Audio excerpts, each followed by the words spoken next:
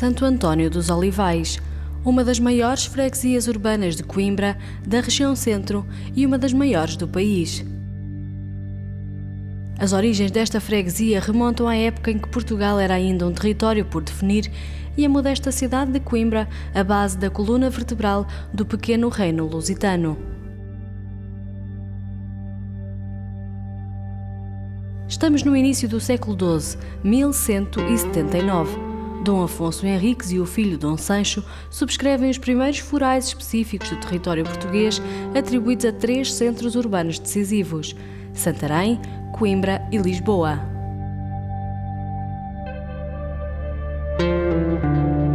Coimbra, onde no alto da Alcáçova se acolhia a corte, era então a capital do reino.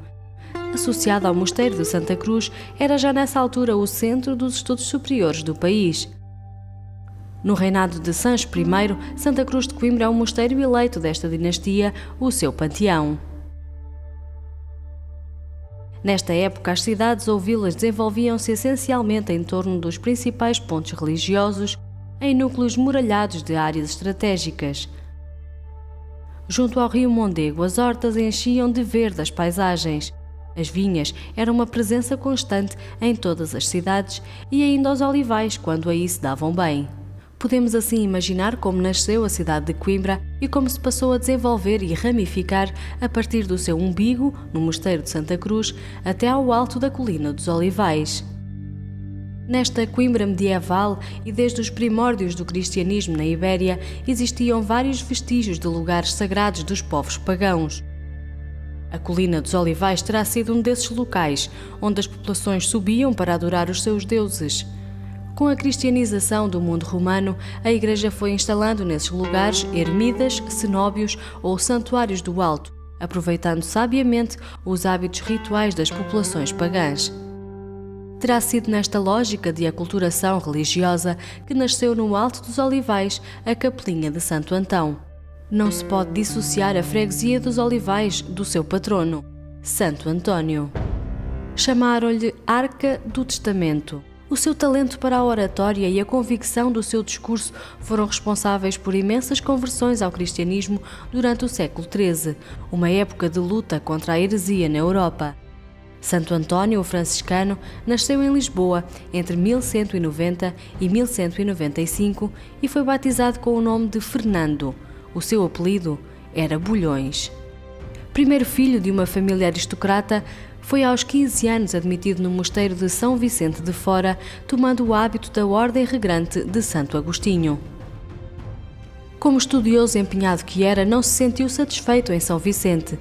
Sentia que a proximidade da família o distraía da sua vocação e, passados apenas 2 anos, decide partir para o norte e ingressar no mosteiro de Santa Cruz de Coimbra.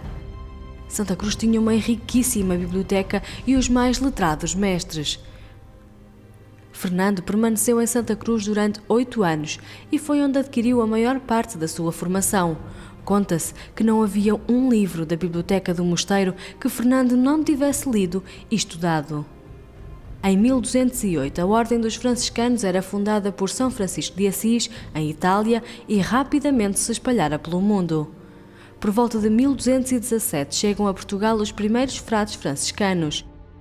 A sua instalação no país partiu de Coimbra.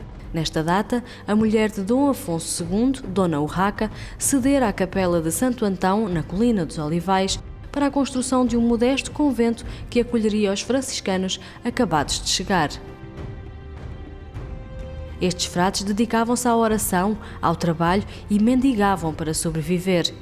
Fernando conviveu com eles há algum tempo e apercebeu-se de que os franciscanos dispunham de um fervor religioso muito mais intenso que o dos abastados monges de Santa Cruz. Ficou verdadeiramente impressionado com a cortesia e alegria deste estilo de vida que contrastava com a simplicidade das vestes miseráveis que usavam. Por esta altura, chegam a Santa Cruz os restos mortais dos 5 mártires de Marrocos, 5 frades que foram enviados a Marrocos por São Francisco para espalhar a palavra de Cristo. Expulsos do país várias vezes, a sua persistência acabou por condená-los à morte. Comovido com a fé destes homens, Fernando resolve trocar o rico hábito e a mursa branca de cônego regrante de Santo Agostinho pela rude estamanha franciscana de frade menor. E é no ano de 1220 que numa noite se evade de Santa Cruz para se juntar aos frades dos Olivais e adotar um novo nome. A sua escolha não foi obra do acaso, é afinal a adoção do nome do patrono da velha capelinha de Santo Antão, visto que do nome latino Antonius veio Antão e veio António. Foi nos Olivais, fruto da convivência com os novos irmãos, que António se preparou para, no mesmo ano, embarcar rumo a Marrocos numa missão de evangelização. E dos Olivais partiu um novo homem.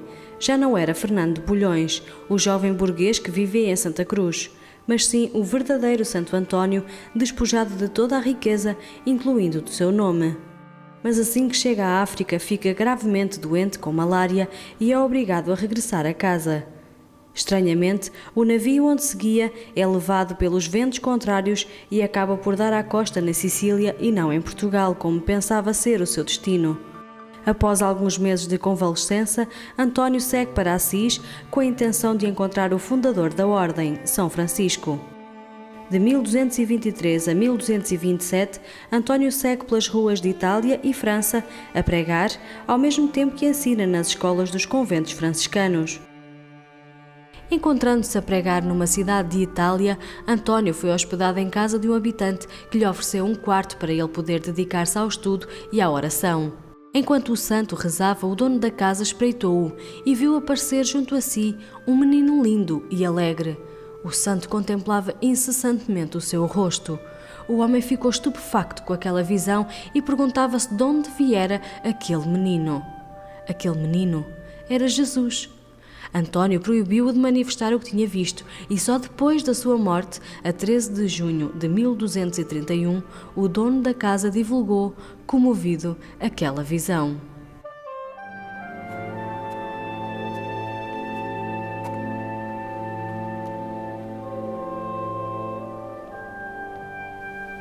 Saíra Santo António do convento a dar o seu passeio costumado e a decorar num tom rezado e lento um cândido sermão sobre o pecado. Andando sempre, repetia o divino sermão piedoso e brando, e nem notou que a tarde esmorecia, que vinha a noite plácida, baixando.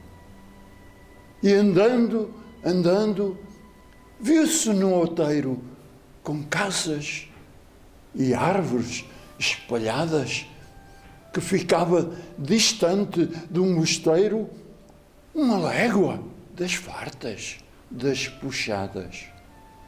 Surpreendido por se ver tão longe e fraco por haver andado tanto, sentou-se a descansar o bom do monge com a resignação de quem é santo.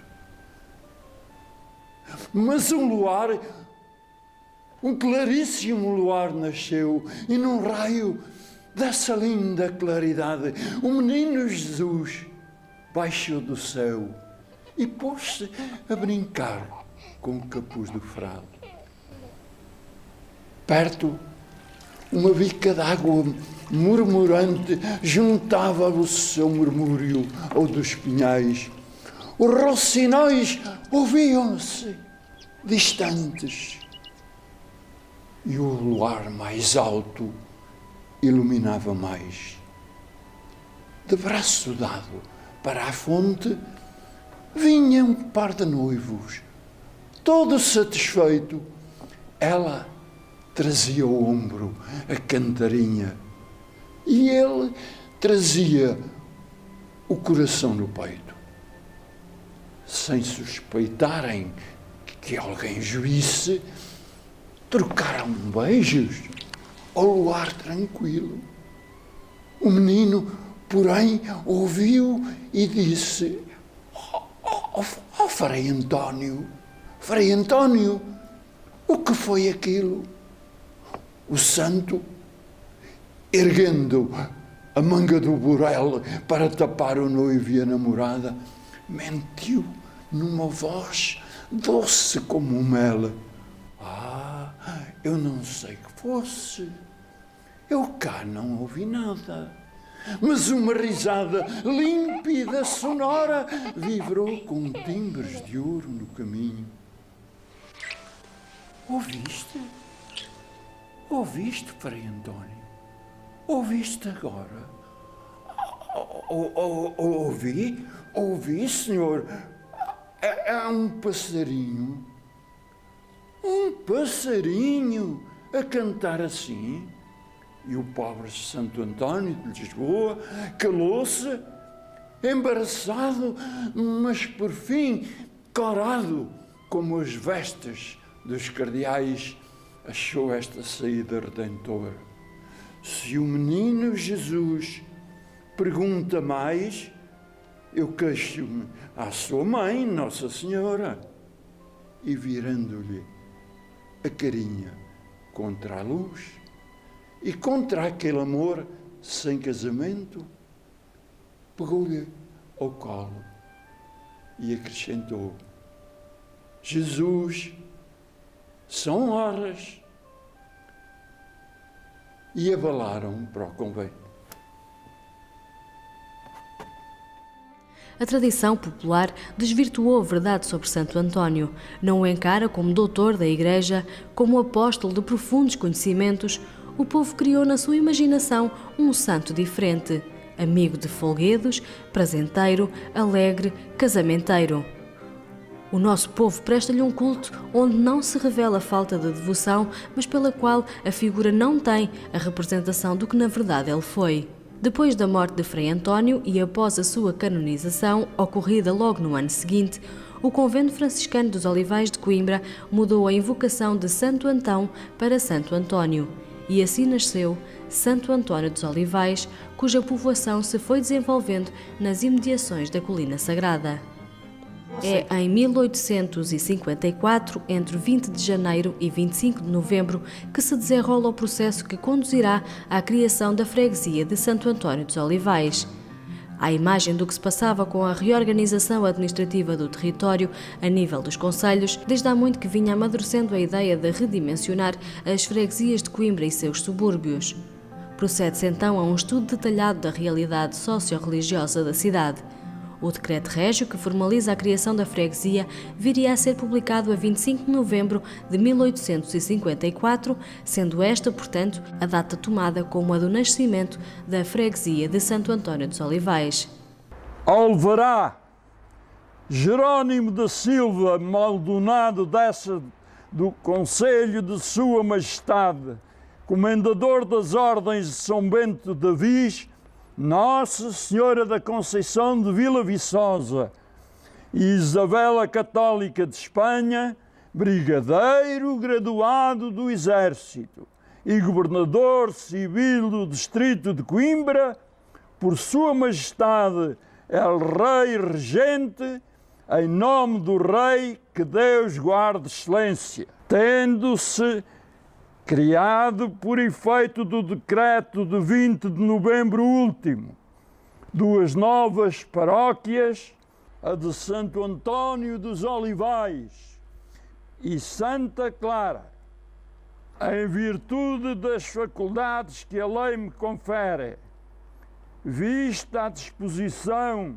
do artigo 48 do Código Administrativo e tendo ouvido o Conselho do Distrito, marcar o dia 4 de fevereiro próximo, para que, na conformidade da lei, se proceda à eleição dos membros das referidas duas juntas de paróquia, sendo necessário proceder desde já à eleição dos membros que devem compor as respectivas juntas, dado e selado no Governo Civil de Coimbra aos 24 de janeiro de 1855.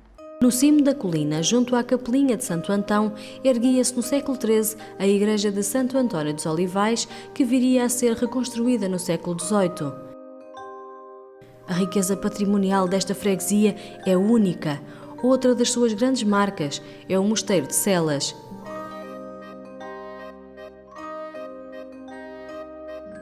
Nestes tempos idos havia festa ruidosa nesse mosteiro. Todos os anos, nas oitavas da Páscoa, ia lá Coimbra em peso e gente de muitas léguas em redor. Era a visita, a coroação e a folia do Imperador do Espírito Santo de Eiras. Festa rija e alegre. O Imperador ia no seu cavalo, rodeado de pajens. Depois da coroação, havia banquete. Isto durou até 1832.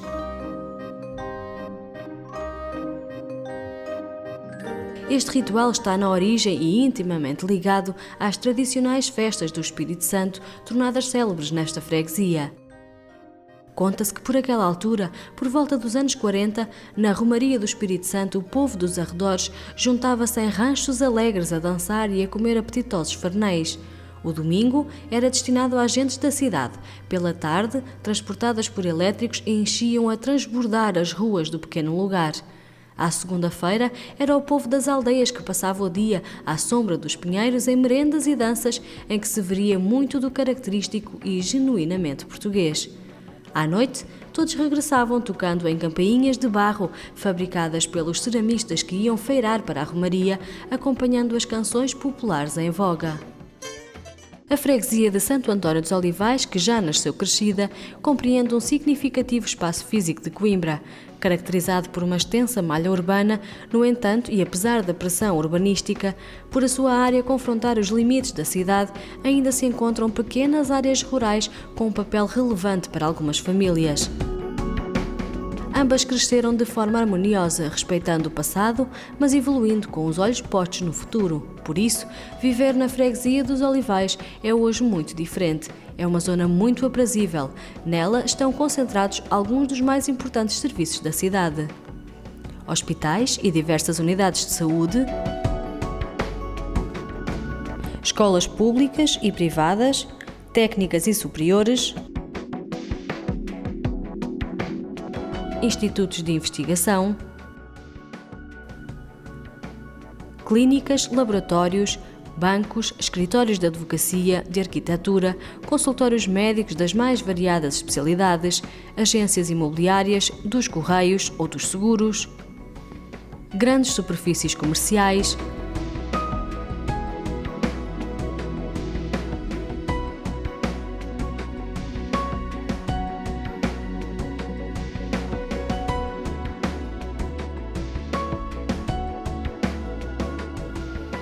vasta gama de restauração, farmácias, piscinas municipais, um estádio municipal, um pavilhão multidesportos, anfiteatro, parque de campismo, uma mata nacional, bombeiros, sapadores e proteção civil, hotéis e pensões, entre muitos outros. Foi esta freguesia desde sempre muito marcada pela religiosidade, aspecto presente não só nas celebrações eucarísticas, mas sobretudo em importantes festas e romarias realizadas em diversas épocas do ano.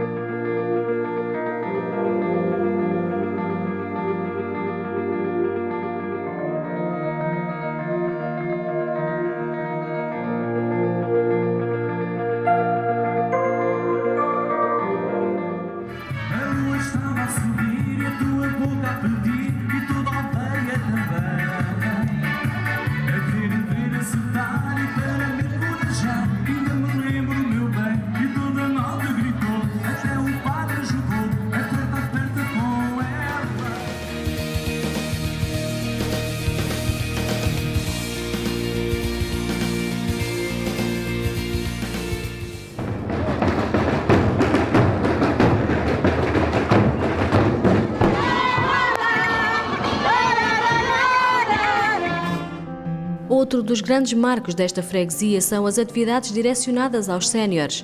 Muitos dos idosos dos Olivais a quem dirigimos os nossos projetos já os incutiram no seu dia-a-dia e fazem parte da sua estratégia individual para combater o isolamento e a solidão, zelando pelo seu bem-estar físico e mental.